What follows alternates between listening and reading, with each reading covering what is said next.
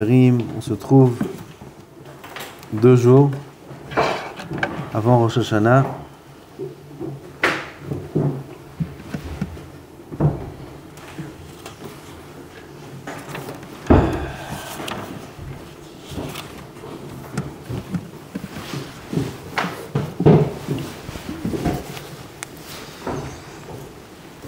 Et Be'ezrat Hashem, le jour de Rosh Hashanah, je pense, on verra, a priori c'est ce qui est prévu, on va lire la fameuse dracha du Rashash, alav hashalom. On va pas tout lire, mais on va lire la partie principale qui est là-bas, elle est longue, où là-bas le Rashash parle de la fameuse Kabbalah. La Kabbalah qui est après mentionné dans beaucoup de livres, les livres Kadmonim. Il y a beaucoup de chassidim, chassidouyot connus, qui lisent la dracha du Rashash juste avant les Tkirot. Tous les ans. Qu'est-ce qui est écrit là-bas? Là-bas, il y a écrit comment on fait tchouva, comment on s'appelle Tzadik Gamo. Béhémet, on a déjà parlé de ça. Maintenant, on est là juste avant la fin, juste avant le début. Je ne sais pas comment on appelle ça. Juste avant ces Yamim Noraïm, ces jours terribles, Yamim Noraïm. Ou Béhémet, on est jugé chacun. Ou Béhémet, on va décider ces jours-là à quoi va ressembler notre vie, ce qu'on va devoir subir, nous, notre entourage. Yamim Noraïm. Il y a un Rav, Chafetz Chaim, moins d'Egdolim, qui a dit que ces Yamim-là, il se passe des choses terribles dans les Olamot, dans les cieux. Il se passe des choses terribles dans les cieux, mais il dit le Rav, moi je ne sais pas ce qu'il y a dans les cieux. אתה רוצה שאני אבוא?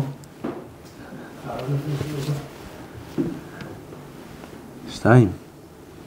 תבחר מה שאתה רוצה. אני לא יכול למסור.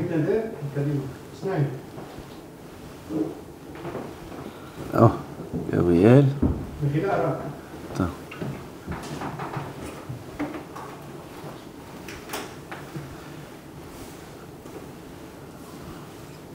חסד זה חסד. Alors on lui a dit, il a dit le Rav, ce qui se passe dans les cieux, je ne sais pas. Mais j'ai vu ce qui s'est passé l'année dernière sur Terre, alors je comprends ce qui se passe dans les cieux. J'ai vu ce qui s'est passé toute l'année. Tout ce qu'il y a eu comme problème, comme histoire, comme malheur. Alors de là, j'ai compris ce qui se passe dans les cieux. C'est ce qui se passe à Rosh Hashanah. Il faut arriver prêt. Il faut arriver prêt. C'est pas un jeu d'enfant. Si on est prêt, il n'y a rien à craindre. Si on est prêt, il n'y a rien à craindre. On peut s'habiller bien, on peut aller chez le coiffeur vendredi matin, on peut manger de la viande, on peut boire des boissons, on peut peut-être chanter, je ne sais pas. Si on est prêt, il n'y a rien à craindre. Mais on est obligé d'être prêt. On est obligé d'être prêt. Comment on se prépare? Voilà, c'est le point dont on va parler maintenant. On va parler de la définition de la tchouva de l'homme le plus grand en moussar des dernières générations. Il s'appelle Rabbi Israël Salanter alav hashalom. Cet homme Kadoshna, qui a ouvert à tout Am Israël le chemin du Moussar, qui a éclairé les yeux de Am Israël dans l'étude du Moussar. Qui, comme lui, peut nous aider et peut nous guider pour savoir qu'est-ce que c'est la tchouva, comment on fait tchouva? celui qui lit le livre de Rabbi Israël Salanter, d'ailleurs, c'est pas quelque chose qui est à lire aujourd'hui. Parce qu'il travaillait très très fort, mais sur le côté de la ira, la crainte, la peur. C'est plus d'actualité. On ne peut plus nous faire peur. Allez, soyez gentils. Oh, c'est de la douceur, des caresses, tzaddik, c'est tout. Pas de problème. Ça ne change pas le jugement.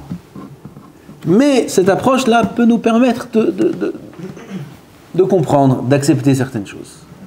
L'approche de l'amour, l'approche de la douceur. Pourquoi je vous dis ça?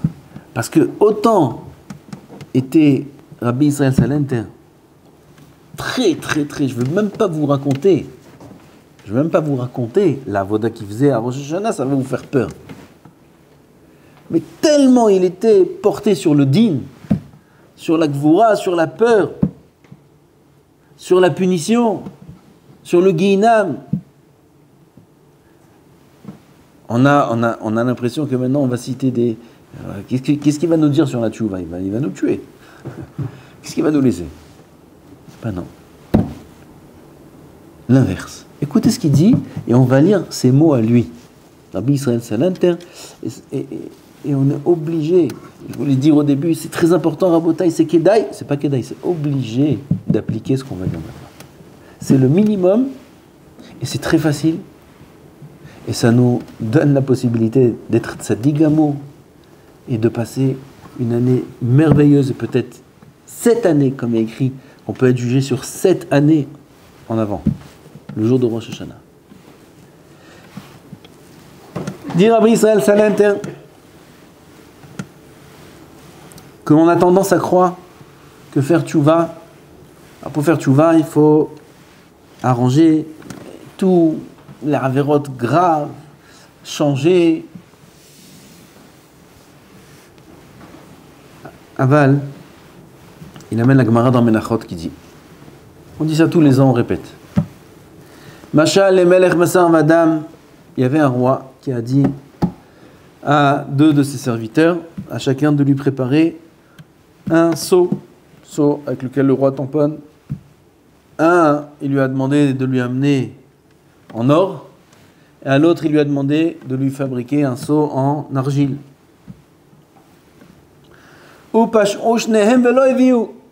Les deux n'ont pas fait ce que le roi a demandé. C'est grave. La Gemara demande cette question. Qui reçoit la punition la plus grave? Celui qui devait faire le seau en or ou celui qui devait faire le seau en argile? Et fait Omer, celui qui devait amener celui en argile et il ne l'a pas fait. C'est lui qui recevra la punition la plus grave. Pourquoi? Parce que c'est plus simple à faire. C'est-à-dire, plus la chose est simple, et plus la chose est grave. Plus la chose est difficile à faire, et moins elle est grave. Pareil, la Gemara a dit, Gadol onsho shel lavan yoter me onsho shel trelet. On a dans le tzitzit, Bezat Hashem Bekarov, on aura le fil trelet. Allez, badekule alma. Et ce fil trelet là, il est peint avec le sang d'un poisson qui coûte très cher. Il apparaît une fois tous les 70 ans, ce poisson. Très cher, très rare. La couleur trelet coûtait très cher. Celui qui n'a pas mis de fil ni trelet, ni lavane. Lavane, c'est les fils blancs qu'on a nous aujourd'hui. Il n'y a pas besoin de les peindre. Ils sont à leur couleur naturelle. C'est gratuit. La couleur est gratuite. Alors, quelqu'un n'a pas mis de lavane et quelqu'un n'a pas mis de trelet. Qui reçoit la punition la plus grande? Gadol onsho shel trelet yoter me onsho shel lavan yoter me onsho shel trelet. La punition du lavan, elle est plus grave que la punition du trelet. Pourquoi? Parce que le lavan, c'est facile. Le trelet, c'est difficile. Ça coûte cher. Pas tout le monde a la émouna, les moyens, etc., bien qu'on devrait tous le faire. Si on avait le trelet, ben qu'on le ferait tous. Mais il y a des gens qui disent, ça coûte cher, je sais pas, c'est trop dur. Bon, ce qui est dur, mettons de côté. Mais ce qui est facile, pourquoi tu n'as pas fait? Je lis le Lachon. יש דרך אשר יקיים מצוות התשובה ברוב חלקי עוונותיו כי ריבוי העוונות אינו הולך אחר הכמות לפי המניין. La multiplication des averot ne dépend pas de la quantité, c'est-à-dire du compte. Combien d'averot t'as fait? Combien de mitzvot t'as fait? Rak lefi ha'echut, mais selon la qualité de la avera ou la qualité de la mitzvah, comme ça dit le Rambam. Va'inu, et là écoutez bien. Ma shenakel ifnei ha'adam lekayem, ce qui est facile pour l'homme d'accomplir. Avera ahat hamura yoter mikama averot asher kaved lefanav. Une avera qu'un homme fait, qui est facile à ne pas transgresser, elle vaut beaucoup d'averot qui sont difficiles à respecter. Et douche. Adam tzarich nechapes la'asot tshuva behelek hayoter hamur. L'homme doit faire tshuva. Sur quoi on doit faire tshuva? Sur les avérotes qui sont graves ou les avérotes pas graves? En premier, qu'est-ce qu'il faut? Il faut commencer à nettoyer quoi? Les choses graves ou moins graves? Non. Quoi? Quand il y a un dossier, et dans le dossier il y a des seifim, il y a des, comment on dit saïf en français? Il y a des... Hein? Bah, il y a des choses. Quand on est jugé au tribunal, on est jugé, il y a plusieurs choses. Saïfim. Hein? Comment on dit? Chef d'accusation. Par lesquels on commence? Hein? On est d'accord. Parce qu'il y en a un, il dit facile, là, j'ai eu peur. Enfin, on commence par les plus graves. Donc quand on commence à faire tchouva, on va commencer avec les petites choses. Il faut d'abord s'occuper des choses graves. N'est-ce pas? Mais c'est quoi les choses graves? Avec la définition qu'on a donnée maintenant. Vechol ma shenakel ifnei ha'adam leishamer me'avera hu yoter hamur. Et plus c'est facile pour l'homme d'éviter la avera, et plus elle est grave. Donc puisqu'il faut s'occuper quand on fait tchouva d'abord des fautes qui sont graves. Il faut savoir c'est quoi les fautes graves. C'est quoi les fautes graves? Les fautes graves sont les fautes qui sont les plus faciles à ne pas transgresser. Et ça, c'est les premières avérotes desquelles il faut se préoccuper, puisque ce sont les plus graves. Ve'oncho gadol yoter. Il dit ici qu'il ne faut pas croire que c'est seulement dans des sortes différentes d'avérotes. Il se peut que ce soit dans la avéra même. C'est-à-dire qu'il peut y avoir une avéra, que la avéra même comporte des parties qui sont difficiles et des parties qui sont moins difficiles. Par exemple, un homme, toute l'année, il a fait la tfila. Il a fait la tfila parce qu'il fallait la faire. Mais il n'a pas compris à qui il parle, pourquoi il l'a fait. Il l'a fait comme ça. Toute cette tfila bâclée. Il faut faire tchouva. Il faut faire tchouva. À partir de maintenant, Bezat Hashem, Rosh Hashanah, il prend sur lui qu'à part les prières de Rosh Hashanah, où là-bas il ne faut pas rater un mot. Il ne faut pas rater un mot durant les prières de Rosh Hashanah. Il ne faut pas rater un Avinu Malkeinu. Bekavana Gdola Meod. Un Avinu Malkeinu peut changer toute la vie. Un. Si jamais il passe, si jamais il est accepté, il peut changer toute la vie. Un Avinu Malkeinu, c'est pas une exagération, c'est pas du haïzou que je vous fais. C'est ma mâche comme ça. C'est ma mâche comme ça. Il y avait une yeshiva. Cette yeshiva est partie en tioul. Et durant le tioul, un des élèves a été perdu. Il fait des recherches. Après quelques heures de recherche, il a été retrouvé, mais il n'était plus parmi nous. Catastrophe.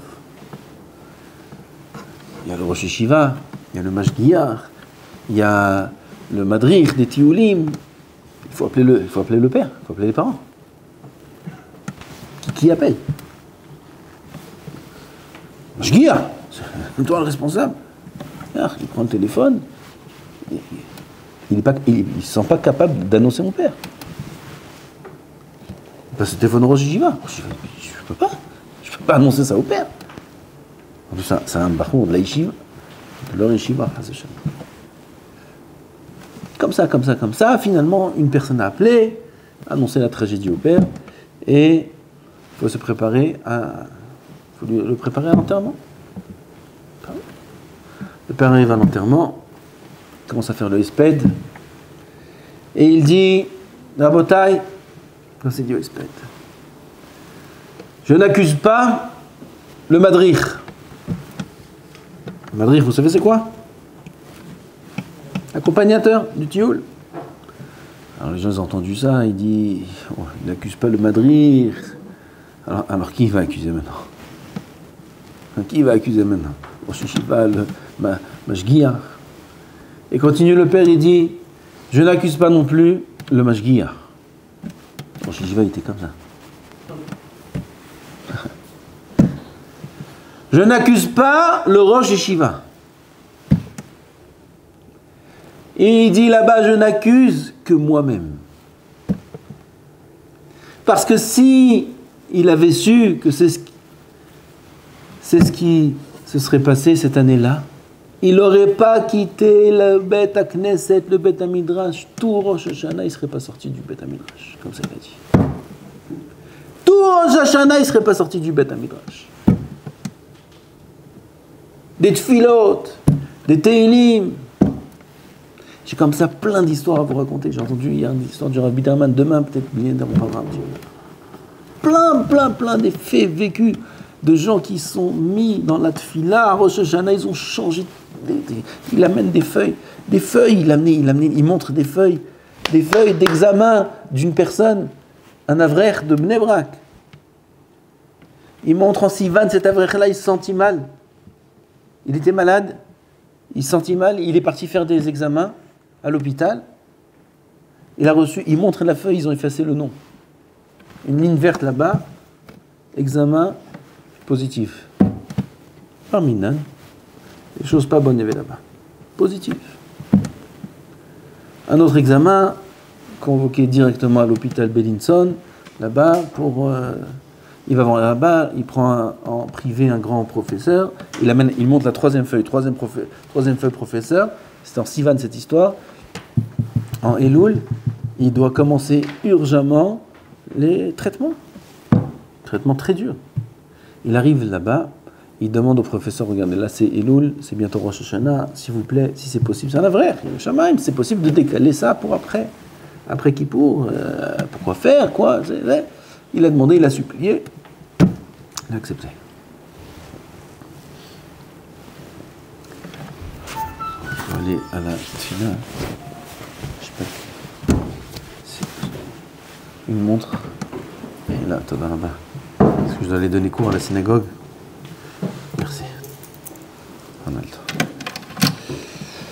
Ils ont commencé Mincha là? Ils ont fini Mincha? Il va voir alors il dit au professeur si c'est possible, à la Kasha, de décaler pour après Kippour, parce que maintenant c'est pas possible, ça mène dans un état catastrophique ces traitements-là. Ah, il n'a pas trop compris le professeur, quoi décaler, comment, c'est urgent. Bah ok. Il a passé Rosh Hashanah, il a passé Kippour, il sort la quatrième feuille, il la montre, quatrième feuille, il la montre. Résultat des analyses, aucune trace de la maladie trouvée. Suite, il y a écrit Emsher Tipoul, en hébreu c'est comme ça. C'est analyse, résultat, Totsaot Bdika, Lo Nimtseu Simanim la Mahala. Emsher Tipoul, continuer le Tipoul, 2 points, N. C'est-à-dire, ne reviens pas ici, tu n'as rien à faire ici. N, il n'y a rien, il n'y a plus rien. C'est ce qu'il raconte le Rav. Après, moi, je me suis imaginé comment il a passé Rosh Hashanah, ce Yehudi-là. Quel Rosh Hashanah il a passé? Lui, il a fait cette filade comme ça.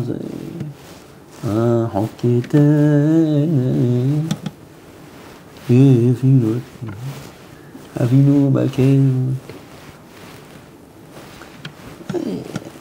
J'imagine quelle tfilote il a fait. Les tfilotes que ce papa-là a raconté au Espède qu'il aurait voulu faire.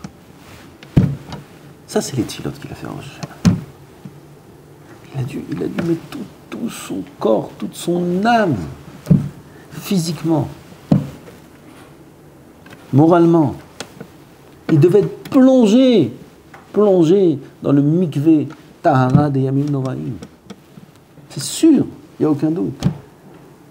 Et ça a marché.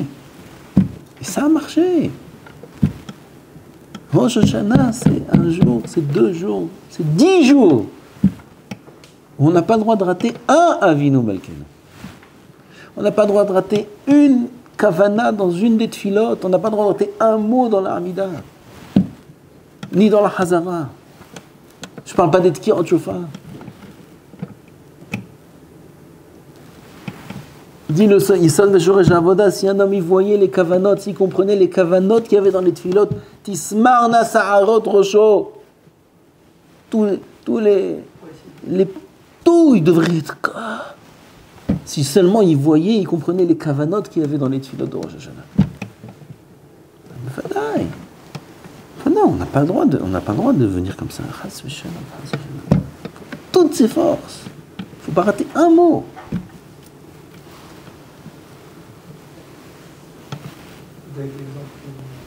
Maintenant, lui, on veut venir au Rosh Hashanah, on veut te parler de Tchouva. Alors il fait cette tfilote toute l'année, il a fait des tfilotes bâclées. C'est bien ça, des tfilotes bâclées, Rosh Hashanah. On est des fous. Pas vous, Rosh Hashanah, moi. C'est fou. C'est fou de venir devant Hachem et de pas prier Bekavana. Pas Rosh Hashanah, je parle. Toute l'année. C'est fou, c'est être aveugle. Qu'est-ce que tu veux faire? Alors maintenant, je vais faire tchouva. Maintenant, je vais faire tchouva. À partir de maintenant, je vais prier comme un juif. Comme un juif, il doit prier. Il va prendre sur lui maintenant d'être mechaven toute la tfila. C'est possible? C'est impossible. C'est impossible. Je vais être mechaven depuis Adon Olam jusqu'à Allez-nous le Shabbat. Chaque mot, je ne rate pas un mot. Ça devrait être comme ça. Mais c'est impossible. Alors, ne pas être mechaven toute la tfila, c'est une avéra. C'est pas grave. Donc, c'est pas, je ne dois pas me préoccuper de ça maintenant. Mais, qu'est-ce qui est grave de ne pas être mechaven dans la tfila? Quelle partie de la tfila, c'est grave de ne pas être mechaven? Si on a bien compris, alors on est capable de répondre. Quelle partie? La partie la plus facile à accomplir. Si c'est dur, minha, parce qu'on a faim, laisse tomber minha. Si c'est dur, shaharit, au réveil, parce que c'est dur, on laisse tomber. Alors je fais quoi? La partie la plus facile. Hashem sfatay tiftah, ofi agite elatecha. Tu peux? C'est terrible ce qu'on dit là maintenant, c'est terrible. On s'accuse d'une accusation terrible. Mais c'est émet, et c'est tellement facile de faire tchouva. Un passouk, tu peux? Un. On parle de l'imout Torah. Les gens, pourquoi ils étudient pas la Torah? Aujourd'hui encore, juste ça, 100 fois, partout où je vais en Elul, là je sors plus, ça y est. Alors, partout où j'allais, tous les Elul, j'allais au Canada aussi. Je parle de ça. De la tfila, de l'imout Torah. Pourquoi les gens n'étudient pas la Torah? Les gens dehors, ils n'étudient pas la Torah. Pourquoi tu n'étudies pas? J'ai pas le temps. J'ai pas le temps. Émettre. Vadaï, il dort à 3h du matin. Il ne peut pas se lever à 6h étudier. Émettre. Et il va au travail, parce qu'il se lève à 9h30 pour être à 10h. Il travaille toute la journée. Il rentre, il est 8h, 9h. Ma femme, je ne reste pas avec ma femme. Mitzvah. Manger un peu. Après, je suis fatigué. Il rentre au lit. Il dort à 3h. Il rentre au lit à 10h. Qu'est-ce qu'il fait de 10 à 3? Tu sais combien il lui manque de séries qu'il n'a pas vu encore? Il faut compléter, faire la hashlim, faire des hazarot aussi. Toi, j'ai pas le temps. Il y avait. Et ils avancent avec ça 10 ans, 20 ans, 30 ans, jusqu'à qu'ils meurent. Ils n'ont pas étudié la Torah. Habibi, je vais jusqu'au bout. Une halakha, une minute. T'as le temps ou t'as pas le temps? Oh, une minute. Tout le monde peut trouver une minute. Ça, c'est ta tchouva. Ça, c'est la tchouva. Une minute. Encore aujourd'hui. Deux tzadikim, les anciens élèves, vous étudiez la Torah, Zaïkar, vous étudiez la Torah. Oh là là, la vérité, catastrophe. Catastrophe. Rabotaï, 5 minutes étudier. 5 minutes. Au bureau, vous êtes au bureau. 5 minutes. 5 minutes, c'est possible. Ah ouais, la vérité, c'est possible. À 17h, on commence à parler des horaires. 17h, à 10h. C'est quoi le meilleur horaire? 5 minutes. 5 minutes. Si il prend sur eux, il prend sur lui, fais tu vois moi. Une fois j'étais au Canada, c'est une autre histoire. Là-bas j'ai parlé de ce Inyan là. Tu vois, Bebrinat Kalot, ça s'appelle. Tu vois, Bebrinat Kalot, la Averot Kalot. Comme ça on devient tzaddik, amour. Une dame, elle est venue après. Elle dit, alors j'ai parlé j'ai donné des exemples. Par exemple, ne pas se doucher à l'eau chaude Shabbat. Se doucher à l'eau chaude Shabbat, ça saute. Ça saute. L'eau tiède, ça passe. C'est dur? C'est pas dur. Celui qui fait attention à ça, il s'appelle Tzaddik Gamou. Il y a une femme qui a été Mamash, elle a été retournée. Elle est venue voir après. Quoi, comme ça? C'est vrai, si j'arrête, elle a dit, moi je fais ça le Shabbat, si j'arrête, c'est... Voilà, grâce à ça, elle a arrêté. Oui, bataille, ça s'appelle tchouva, ça. Ce qui est facile à faire, ça s'appelle tchouva. Et il a tellement d'exemples. Bon, peut-être pour certains c'est dur, parce qu'ils n'arrivent pas à lire vite. Mais c'est pas une mitzvah qui est dure. Pourquoi la négliger? C'est une halakha dans Shulchan Aruch. Et il a tout, bien comme il faut, mettre de l'eau partout. Les brachot, la kavana dans les brachot. Ah, c'est dur la kavana dans les brachot. Tu sais combien de fois je fais Shakol et Hashem Yatzar et Amotzi et Birkat Hamazon? Comment tu veux? Non. Toute la journée, toutes les brachot, c'est dur. Une bracha, c'est dur. Une. Shakol, pas Birkat Hamazon. Shakol, c'est dur. Une quoi? Une fois. Une dans la journée. Et quand je dis une, c'est pas Gam Shakol et Gam une tfila. Dans tout ce qu'on a dit, une chose. C'est rien, une chose. S'il peut faire 2, c'est mieux. S'il peut faire 3, c'est mieux. S'il peut faire 10, qu'il fasse pas, parce qu'à la fin, il va rien faire. Un petit peu, une chose qu'il est sûr de faire. Ça s'appelle Baal Tchouva. Il a des problèmes dans beaucoup de domaines. Sur un domaine, il fait Tchouva, c'est... Exactement. Et c'est pas réparer tout le domaine, ce qu'on rajoute là maintenant. C'est pas réparer dans le domaine. C'est même un domaine. 95% du domaine ne sera pas réparé. Il a réparé 5% dans le domaine même. C'est une bah, on doit étudier la Torah combien de temps par jour? D'après la halakha. Combien de temps on doit étudier la Torah par jour? 1 heure par jour. Qui dit mieux? 1 seconde par jour d'étudier? Ça c'est... Hazak. Combien de temps on est obligé d'étudier par jour à Botaï? Hein? Pour 24 heures, je dors pas? Je mange pas? 24 heures, tu nous as tués là. Hein? Non, je te parle de prendre un livre et étudier. Combien de temps je suis obligé de m'asseoir, prendre un livre et étudier? Combien de temps par jour? 1 heure, 1 seconde. 24 heures? Non, 24 heures, je peux pas 24 heures. 12 heures? 14 heures. Réponse? Obligé. Réponse? Faire tchouva là.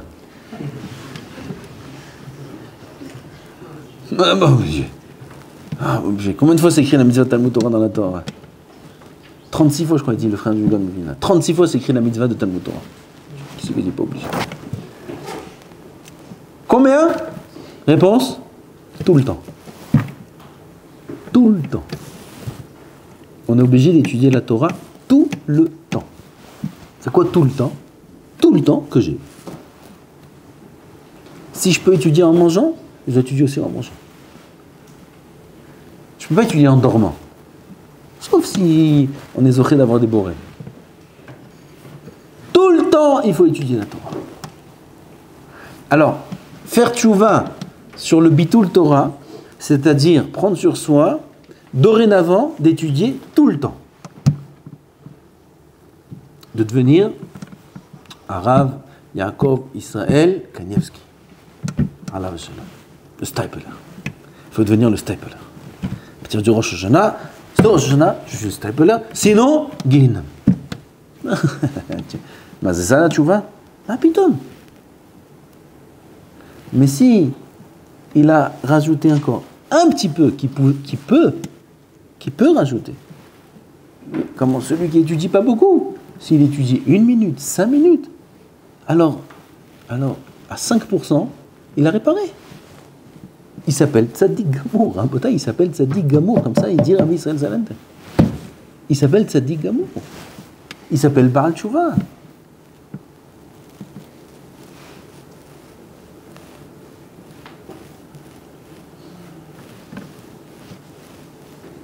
ומזה תקווה לבוא לאיזה בחינה ביום הכיפורים לבעל תשובה גמור, il dit Rabbi Israël.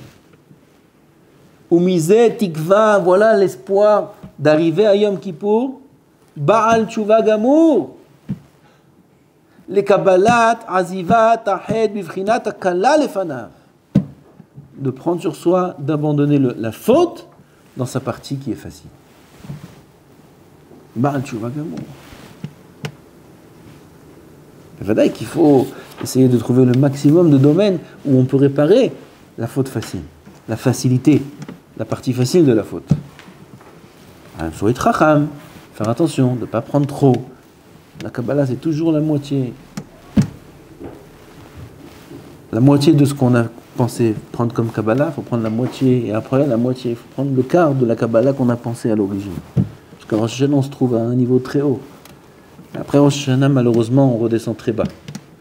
C'est pour ça que la Kabbalah, il ne faut pas qu'elle soit à notre niveau de Rosh Hashanah. Il faut qu'elle soit au niveau logique de ce qu'on est capable d'accomplir. Comment? C'est apprendre à Rosh Hashanah. Avant, c'est encore mieux. Dès maintenant. Même celui qui n'a pas pris le rachage, même celui qui n'a rien fait jusqu'au moment d'être Kirot, il peut encore. Il dit plus que ça, le rachage, on le lira dans Rosh Hashanah. Il dit que celui qui a Rosh Hashanah a été inscrit dans le Sefer Ammetim, dans le Sefer des Rechaim. Celui qui a Rosh Hashanah, il a été écrit dans le livre des Rechaim à Rosh Hashanah. Ça veut dire, lui, on a fini son dossier. Pour qui il y a Aseret Yemei Teshuvah Yom Kippour? Pour les Benonim. Aval les tzadikim et rechaim, ça va faire classer Rosh Hashanah avec on a terminé. S'il est tzadik, c'est terminé. S'il est rachat, c'est terminé. Il dit le rachat, s'il a été écrit dans le livre des rechaim à Rosh Hashanah. Il peut, au moment des tkirot, avec la Kabbalah, il peut être désinscrit. Il y a une chose comme ça. On peut effacer son Utipex là où je sais pas ce qu'ils ont. Il peut être désinscrit du livre des rechaim et inscrit dans le livre des tzadikim. Alors, Rosh Hashanah même, on peut faire des choses comme ça. Des chamboulements, des changements. Comment? Avec la Kabbalah qui prend sur lui. Il faut qu'il apprend Béhémet. Il faut qu'il apprenne Béhémet, cette Kabbalah. Et je vais terminer avec un point important. Enfin, je crois que... Qu'est-ce qui se passe là-bas? Quelqu'un peut me dire? Ah, ils ont fini vite ou ils en sont où? Parce qu'ils m'attendent pour faire un cours là-bas, je crois. Avec un point important, hein, qui est un point qui dérange. Ils ont fini? Demande-leur si j'arrive à faire un cours. C'est pas grave. C'est quoi le point important?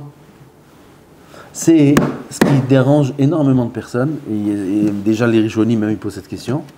Après Rosh Hashanah, après Kippour.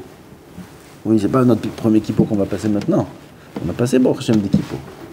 Vous êtes jeunes, là ils ont passé des Kippour plein, ils ont passé 40 Kippour. Ils sont encore Dans quoi? Dans la Hamida. Ah, ils n'ont pas fini.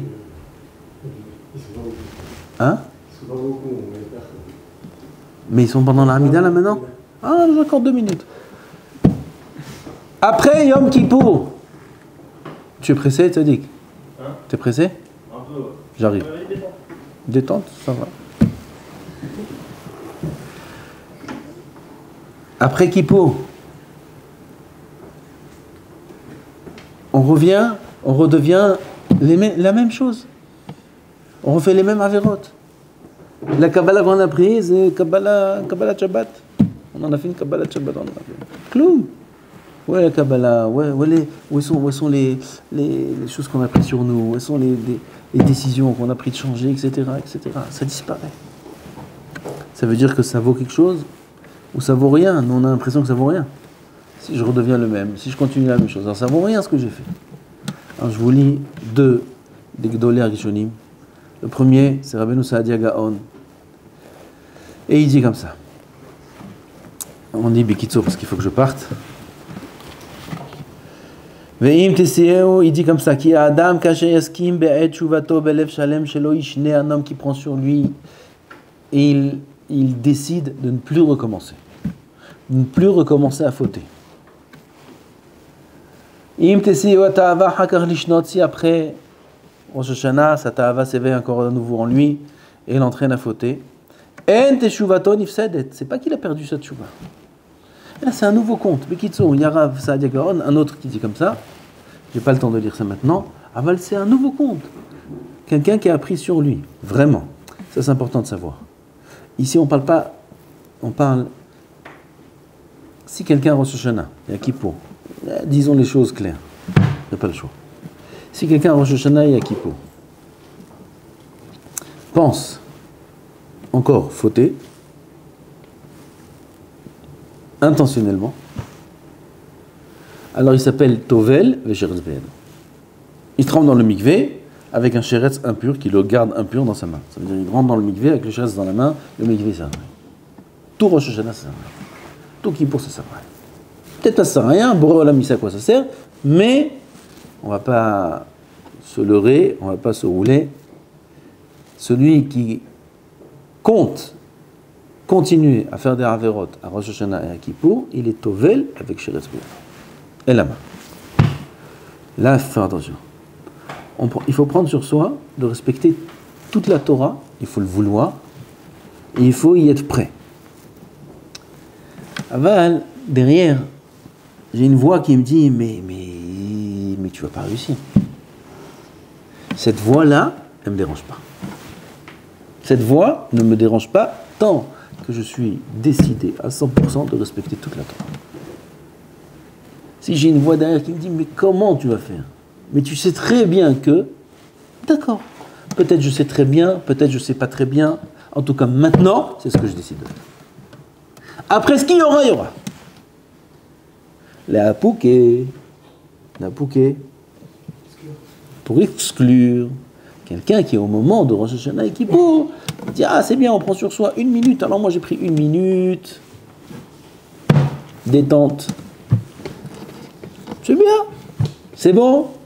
Je vais continuer avec mon iPhone, je vais continuer à regarder ce que j'ai envie de regarder, je vais continuer à parler comme j'ai envie de parler et fréquenter les endroits que j'ai envie de fréquenter. Tovel, Vesheretz Beyado. En Tchouva. En Tchouva, c'est dur. Hein.